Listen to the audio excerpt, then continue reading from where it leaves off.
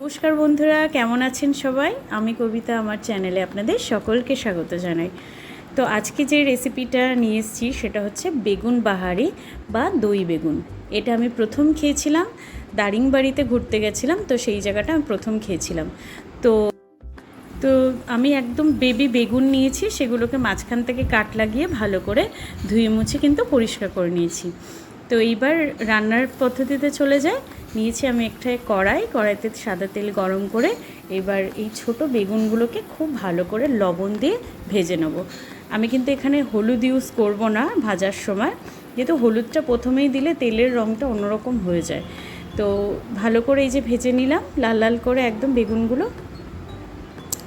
এটা খুবই নিরামিষভাবে খেতে গেলে খুবই সুন্দর একটা রেসিপি এবং খুব ভাল লাগে। টক ঝাল মিষ্টির একটা ব্যাপার থাকে এর মধ্যে। তো দিয়ে দিলাম এর মধ্যে জিরে ফোড়ন, আর এখানটায় একটা বড় সাইজের পেঁয়াজ কুচি। তো খুব ভালো করে এগুলোকে ভেজে নেব। মিডিয়াম টু লো ফ্লেমে এগুলোকে ভালো করে ভাজতে হবে। পেঁয়াজটার রঙটা একটু সোনালি রঙের হলেই আমি এখানটায় বড় সাইজের একটা টমাটার নিয়েছি, টমাটারটা এর মধ্যে দিয়ে দেবো।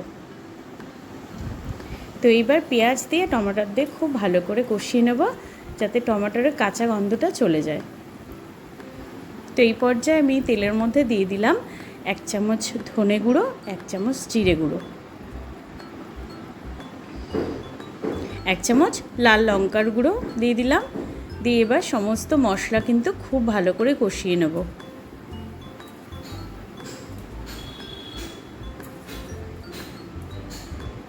এবং এই যে কষাতে কষাতে আপনি দেখবেন মশলা থেকে কিন্তু তেলটা ছাড়িয়ে যাবে। একদম লো ফ্লেমে দিয়ে কিন্তু মশলা কষাতে হবে, নাহলে মশলাটা পুড়ে যাবে। তো এই যে একদম কষানো হয়ে গেছে, দিয়ে দিলাম 4টে চেরা কাঁচা লঙ্কা। যে যেরকম ঝাল পছন্দ করে সেরকম ঝাল দেবেন, কিন্তু এই রেসিপিটা কিন্তু খুব একটা ঝাল হয় না। তো এই মশলার মধ্যে অ্যাড করে দিলাম সেই ভেজে রাখা বেগুনগুলো, দিয়ে খুব ভালো করে কিন্তু আবার মশলার সাথে বেগুনগুলোকে কষিয়ে নেব, যাতে বেগুনগুলোর ভেতরে যাতে মশলাটা ঢুকে যায় সেই জন্য খুব ভালো করে কষিয়ে নিতে হবে। তো আমি এখানে একটা সিক্রেট মশলা ইউজ করব। দইটা তো সিক্রেট নয়, এখানে দইয়ের সাথে আমি 1 চামচ চিনি দিলাম, আর সিক্রেট মশলাটা হলো বেসন। 1 চামচ বেসনের মধ্যে ইউজ করব। বেসনটা দিলে যে গ্রেভিটা হবে সেই গ্রেভির কালারটা সম্পূর্ণ চেঞ্জ হবে এবং খুব থিকনেস একটা ব্যাপার আসবে এই রান্নার মধ্যে। খুবই ভালো লাগে এবং বাইন্ডিংটাও খুব ভালো হয়।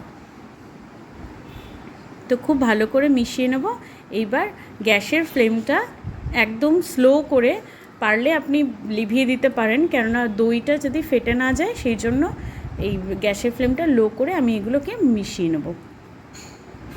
দেখবেন এই বেসনটা দেওয়ার ফলে যে গ্রেভির টেক্সচারটা আছে সেটা কিন্তু পুরো অন্যরকম হয়ে যায়। তো দারিংবাড়িতে যে রান্না করে দিয়েছিলেন উনিও একজন নেপালি, তো খুবই সুন্দর রান্নাটা করেছিলেন। আমার কাছে ধনেপাতা ছিল না তাই আমি দিইনি, আপনাদের কাছে যদি ধনেপাতা থাকে অবশ্যই অ্যাড করবেন লাস্টে। তো এই যে দেখুন টেক্সচারটা দেখুন কি অসাধারণ হয়েছে বেসনটা দেওয়ার জন্য। তো আজকের বেগুন বাহারি, বেগুন সুন্দরী, দই বেগুন এই অবধি। দেখা হবে আমার পরের ব্লগে।